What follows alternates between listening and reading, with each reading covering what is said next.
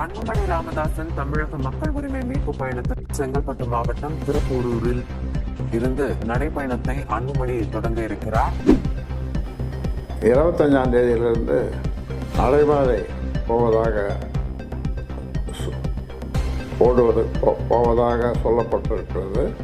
அதற்கு டிஜிபியிடம் நாங்கள் புகார் மனு கொடுத்திருக்கிறோம், நடவடிக்கை எடுப்பதற்கு. இதனால் நாட்டில் வட தமிழ்நாட்டில் சட்டம் ஒழுங்கு பாதிக்கப்படக்கூடிய சூழல் இருப்பதால் காவல்துறை அதிக கவனம் எடுத்துக்கொண்டு அதற்கு தடை செய்ய வேண்டும் என்று கேட்டுக்கொண்டிருக்கிறேன்.